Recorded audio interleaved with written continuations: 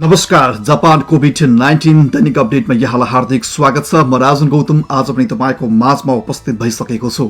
जापानका पछिल्ला दिनका कोरोना भाइरसको संक्रमणको अवस्था, त्यसले पारेका प्रभाव र त्यसलाई न्यूनीकरणका लागि भइरहेका विभिन्न प्रयास र प्रयत्नहरूको बारेमा हरेक दिन बिहान यसै गरी जानकारी गराउँदै आइरहेको छु। आज पनि विविध खबरहरू लिएर आएको छु, तर आज सदाभन्दा अलिक दुःखद खबर छ। आज चाहिँ अर्का एकजना नेपाली पनि संक्रमित पुष्टि भएका छन् र यो सँगै नेपाली कम्युनिटीबाट, नेपाली समुदायबाट संक्रमितहरूको संख्या 4 जना पुगेको छ र यो पटक संक्रमित हुनुभएको भने जापानको खानागावा केनमा बस्दै आउनुभएका 48 वर्षीय पुरुष रहनु भएको छ र जापानमा संक्रमित 4 जना मध्ये 3 जना पुरुष रहनु भएको छ भने 1 जना महिला हुनुहुन्थ्यो। उहाँको उपचारपछि स्वास्थ्य लाभ गरी उहाँ घर फर्किसक्नु भएको छ र हाल 3 जना उपचाररत हुनुहुन्छ। यसअघि संक्रमित देखिनुभएका टोकियोको इकिबुकुरो स्थित 2 जना नेपाली दाइहरू, उहाँहरूको भने स्वास्थ्य सुधारोन्मुख भएको जानकारी हामीले पाएका छौँ र यसै गरी जो हिजो मात्रै बाहिर आएको थियो खबरहरू संक्रमित हुनुभएको भनेर, अस्ति चाहिँ पुष्टि भएको र हिजो बुधबार उहाँहरू चाहिँ संक्रमित हो भन्ने खबर बाहिर आएको भन्ने जानकारी प्राप्त भएको छ र उहाँको पनि शीघ्र स्वास्थ्य लाभको हामी कामना गर्छौँ। र यसका अलावा जापानमा हिजो कहाँ के कति संक्रमितहरू रहे र कहाँको अवस्था चाहिँ बढ्यो, कहाँ चाहिँ स्थिर यी लगायतका जानकारीहरू पनि छन् र यो सँगसँगै जापानी सञ्चार माध्यमहरूमा प्रकाशन भएका विभिन्न समाचार संक्षेपहरू पनि लिएर आएको छु। आउनुहोस् लागौँ सुरुवातमा यी विविध खबरहरूतर्फ। जापानमा फेरि अर्का एक नेपालीमा कोरोना संक्रमण पुष्टि भएको छ। खानागावा केनमा विगत 10 वर्षभन्दा लामो समयदेखि बस्दै आएका अरियाल थरका 48 वर्षीय पुरुषमा संक्रमण देखिएको हो। केही दिन अघि ज्वरो तथा रुगाखोकी देखा परेपछि अस्पताल पुगेका उनलाई कोरोनाको परीक्षण गर्दा कोरोना संक्रमण पुष्टि भएको हो। उनलाई 3 दिन अघि नै संक्रमण पुष्टि भए तापनि बुधबार बिहान एनआरएनए जापान कोरोना संक्रमण सहयोग संयन्त्रकी संयोजकलाई आफैले फोन सम्पर्क गरी जानकारी गराएपछि घटना बाहिर आएको हो। स्रोतका अनुसार उनको अवस्था सामान्य नै रहेकाले घरमै बसेर औषधि सेवन तथा आराम गर्न सुझाइएको छ। सोही अनुरूप उनी हाल आफ्नै निवासमा आराम गरिरहेको जानकारीमा आएको छ।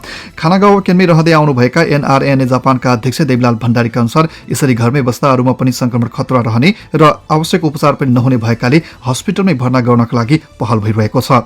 परिवारसँगै बस्दा आएका उनको परिवारका अन्य सदस्यमा भने हालसम्म संक्रमण नदेखिएको जनाइएको छ। यसबारे राजदूतावासले पनि पुष्टि गरिसकेको छ। यो सँगै जापानमा कोरोना संक्रमित नेपालीहरूको संख्या 4 जना पुगेको छ भने हालसम्म 1 जनाको निको भएर घर फर्किसकेकी छिन्। जापानमा बुधबार 222 जनामा कोरोना भाइरसको नयाँ संक्रमण पुष्टि भएको छ। यो सँगै जापानमा आन्तरिक संक्रमितहरूको संख्या 13,944 जना पुगेको छ। डाइनामिक क्रुजका संक्रमित यात्री सहित जोड्दा भने 14,656 जना पुगेको छ। संक्रमित मध्ये 4,008 जनाले स्वास्थ्य लाभ गरी घर फर्केका छन् भने 448 जनाको निधन भएको छ। आउनुहोस् अब जानकारी लिउँ जापानका 47 वटा प्रान्तहरूमा कहाँ कति छन् त संक्रमितहरू, कहाँ बढे अनि कहाँ स्थिर छन् त। हिजो होकाइदोमा 38 जनामा नयाँ संक्रमण पुष्टि भएको छ। यो सँगै होकाइदोभित्र संक्रमितहरूको संख्या 721 जना पुगेको छ भने हालसम्म 27 जनाको निधन भएको छ। आओमोरी केनमा हिजो कुनै पनि नयाँ संक्रमित थपिएका छैनन्। आओमोरी केनमा हालसम्म 26 जना संक्रमित रहेका छन्। युवाते केनमा हिजो पनि कुनै पनि नयाँ संक्रमित देखिएको छैन। युवाते केनमा हालसम्म कुनै पनि संक्रमित देखिएका छैनन्। मियागी केनमा हिजो कुनै पनि नयाँ संक्रमण थपिएको छैन। मियागी केनमा हालसम्म 88 जना मानिसहरू संक्रमित रहेका छन्। आकिता केनमा पनि हिजो कुनै पनि नयाँ संक्रमित थपिएका छैनन्। आकिता केनमा हालसम्म 15 जना मानिसहरू संक्रमित रहेका छन्। यामागाता केनमा हिजो 1 जनामा नयाँ संक्रमण पुष्टि भएको छ। यो सँगै यामागाता केनभित्र संक्रमितको संख्या 68 जना पुगेको छ। फुकुशिमा केनमा हिजो 2 जनामा नयाँ संक्रमण पुष्टि भएको छ। यो सँगै फुकुशिमा केनभित्र संक्रमितको संख्या 72 जना पुगेको छ। इब्राकी केनमा हिजो 1 जनामा नयाँ संक्रमण पुष्टि हुँदै संक्रमितहरूको संख्या 163 जना पुगेको छ भने हालसम्म 6 जनाको निधन भएको छ। तोचेगी केनमा हिजो कुनै पनि नयाँ संक्रमित थपिएका छैनन्। तोचेगी केनमा हालसम्म 55 जना मानिसहरू संक्रमित रहेका छन्। गुम्बा केनमा पनि हिजो कुनै पनि नयाँ संक्रमित थपिएको छैन। गुम्बा केनमा हालसम्म 146 जना मानिसहरू संक्रमित रहेका छन् भने 15 जनाको निधन भइसकेको छ। साइतामा केनमा हिजो 15 जनामा नयाँ संक्रमण पुष्टि भएको छ। यो सँगै साइतामा केनभित्र संक्रमितको संख्या 847 जना पुगेको छ भने हालसम्म 30 जनाको निधन भइसकेको छ। चिबा केनमा हिजो 5 जनामा नयाँ संक्रमण थपिएको छ र यो सँगै चिबा केनभित्र संक्रमितको संख्या 828 जना पुगेको छ भने हालसम्म 31 जनाको निधन भइसकेको छ। टोकियोमा हिजो 47 जनामा नयाँ संक्रमण पुष्टि भएको छ। यो सँगै टोकियोभित्र संक्रमितको संख्या 4106 जना पुगेको छ भने हालसम्म 170 जनाको निधन भएको छ। खानागावा केनमा हिजो 25 जनामा नयाँ संक्रमण पुष्टि भएको छ। यससँगै खानागाउँ केन्द्रभित्र संक्रमितहरूको संख्या 997 जना पुगेको छ भने हालसम्म 32 जनाको निधन भएको छ। निगाता केन्द्रमा हिजो कुनै पनि नयाँ संक्रमण देखिएको छैन। निगाता केन्द्रमा हालसम्म 75 जनामा कोरोना भाइरसको संक्रमण देखिएको छ। तोयामा केन्द्रमा हिजो 7 जनामा नयाँ संक्रमण पुष्टि भएको छ। यससँगै तोयामा केन्द्रभित्र संक्रमितको संख्या 195 जना पुगेको छ भने हालसम्म 8 जनाको निधन भएको छ। इसिकावा केन्द्रमा हिजो 1 जनामा नयाँ संक्रमण पुष्टि भएको छ। यससँगै इसिकावा केन्द्रभित्र संक्रमितको संख्या 250 जना पुगेको छ भने हालसम्म 8 जनाको निधन भएको छ। फुकुई केन्द्रमा हिजो कुनै पनि नयाँ संक्रमित देखिएको छैन। यससँगै फुकुई केन्द्रमा हालसम्म संक्रमितको संख्या 122 जनामा स्थिर रहेको छ भने 7 जनाको निधन भएको छ। यामानासी केन्द्रमा पनि हिजो कुनै पनि नयाँ संक्रमित थपिएका छैनन्। यामानासी केन्द्रमा हालसम्म 53 जना मानिसहरू संक्रमित रहेका छन्। नागानो केन्द्रमा पनि हिजो संक्रमित शून्य रहेको छ। यससँगै नागानो केन्द्रमा संक्रमितहरूको संख्या 66 जनामा स्थिर रहेको छ। गिफु केन्द्रमा पनि हिजो कुनै पनि नयाँ संक्रमित थपिएका छैनन्। गिफु केन्द्रमा हालसम्म 149 जना मानिसहरू संक्रमित रहेका छन् भने यसमध्ये 6 जनाको निधन भइसकेको छ। सिजोका केन्द्रमा हिजो 1 जनामा नयाँ संक्रमण पुष्टि भएको छ। यससँगै सिजोका केन्द्रभित्र संक्रमितको संख्या 68 जना पुगेको छ। आइची केन्द्रमा हिजो 4 जनामा नयाँ संक्रमण पुष्टि भएको छ। यससँगै आइची केन्द्रभित्र संक्रमितहरूको संख्या 482 जना पुगेको छ भने हालसम्म 32 जनाको निधन भइसकेको छ।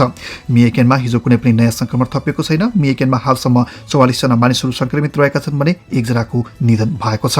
यसैगरी सिगा केन्द्रमा हिजो कुनै पनि नयाँ संक्रमित थपिएका छैनन्। सिगा केन्द्रमा हालसम्म 95 जना मानिसहरू संक्रमित रहेका छन् भने 1 जनाको निधन भएको छ। यसैगरी क्योतोमा हिजो 4 जनामा नयाँ संक्रमण पुष्टि भएको छ। क्योतोमा हालसम्म 317 जना मानिसहरू संक्रमित रहेका छन् भने 10 जनाको निधन भइसकेको छ। यसैगरी ओसाकामा हिजो 44 जनामा नयाँ संक्रमण पुष्टि भएको छ। योसँगै ओसाकाभित्र संक्रमितहरूको संख्या 1597 जना पुगेको छ भने हालसम्म 39 जनाको निधन भइसकेको छ। ह्योगो केन्द्रमा हिजो 6 जनामा नयाँ संक्रमण पुष्टि भएको छ। योसँगै ह्योगो केन्द्रभित्र संक्रमितको संख्या 643 जना पुगेको छ भने 27 जनाको निधन भएको छ।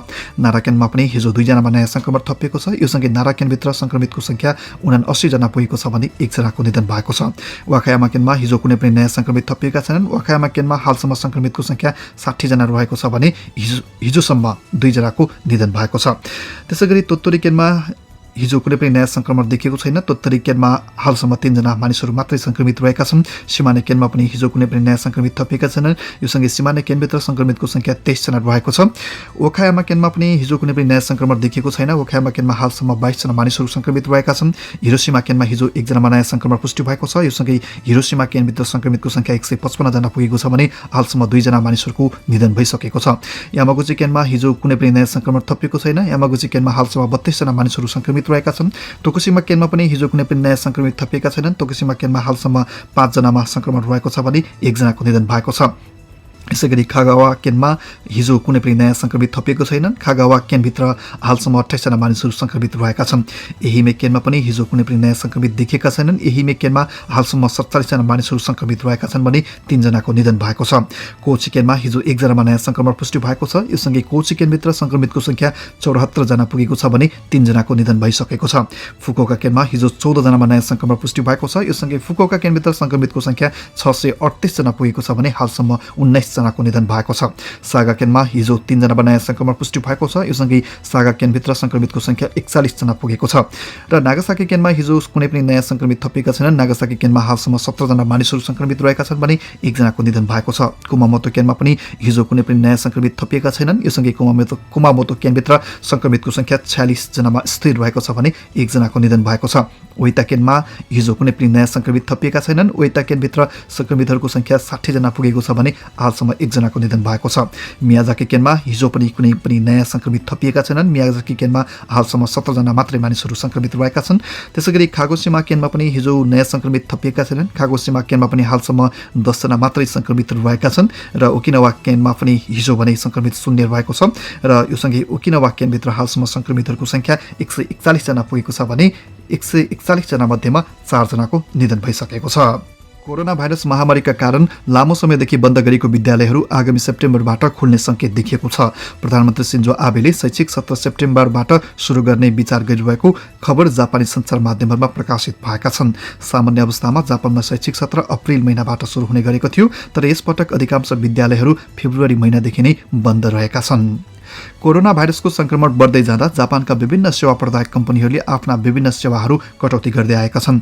यसै क्रममा जापानको मुख्य 3 मध्ये एक कन्भिनियन्स स्टोर चेन लसनले कोरोना भाइरस संक्रमणको जोखिमलाई न्यूनीकरण गर्नका लागि जापानभर सञ्चारमा रहेका आफ्ना स्टोरहरूका शौचालय बन्द गर्ने निर्णय गरेको छ। यसका साथै लसनले फोहोर फाल्ने भाँडाहरू पनि केही समयका लागि नराख्ने भएको छ। फोहोर सफा गर्दा कर्मचारीहरूमा संक्रमण बढ्न सक्ने भन्दै यस्तो निर्णय गरिएको हो। जापानमा कोरोना संक्रमणको मारमा रोजगारी गुमाउनेहरूको संख्या पनि दिन प्रतिदिन वृद्धि हुँदै गइरहेको छ। जापानको श्रम मन्त्रालयले जनाएअनुसार जापानभर जनवरी महिनाको अन्तिमबाट यही अप्रिल 27 तारिकसम्ममा करिब 3391 जनाले आफ्नो काम गुमाएका छन्। यसरी काम गुमाउनेहरू जापानी तथा विदेशी कामदारहरू दुवै रहेको बताइएको छ। हजुर, यी थिए जापानका विविध गतिविधिहरू। आजको लागि भने यिनै सामग्रीसँगै हामी कार्यक्रमको अन्त्यतिर आइसकेका छौँ। संख्यात्मक रूपमा हेऱ्यौँ भने बिस्तारै बिस्तारै जापानभरि संक्रमित हुनेहरूको संख्या चाहिँ केही मात्रामा घटिरहेको छ। हिजोकै सवालमा हेर्ने हो भने पनि जापानभर 222 जना मानिसहरू मात्रै संक्रमित भएका छन् र अन्यत्रको तुलनामा टोकियोमा अझै घटेको छ। हिजो टोकियोमा 47 जना व्यक्तिहरू मात्रै संक्रमित पुष्टि भएका छन्। त्यसो त पछिल्ला दिनमा टोकियोमा एक दिन बढ्ने, अर्को दिन घट्ने, त्यसै फेरि अर्को दिन बढ्ने, यो खालको चाहिँ घटबढ देखिराखिएको अवस्था छ। र जापानको टोकियोभन्दा बाहेक अन्य प्रान्तहरू हेर्ने हो भने होक्काइदो, त्यसै गरी ओसाका लगायतका स्थानहरूमा चाहिँ अलिक बढिरहेको छ र अरू ठाउँहरूमा चाहिँ बढेका ठाउँहरूमा पनि झिनो एकदमै थोरै मात्रामा बढेको छ भने कतिपय प्रान्तहरू चाहिँ केही दिन यता शून्य संक्रमित रहेका छन् अथवा संक्रमण पुष्टि भएको छैन। यसले बिस्तारै बिस्तारै जुन जापान सरकारले आपतकाल घोषणा गरेर सामाजिक दूरी कायम गर्ने र मानिस बीचको दूरीलाई 70 देखि 80% घटाउने लक्ष्य राखेको थियो, यसले कतै काम गरेको हो कि अथवा यसको नतिजा, यसको परिणाम पो हो कि भन्ने अनुमान गर्न पनि सक्दछौँ।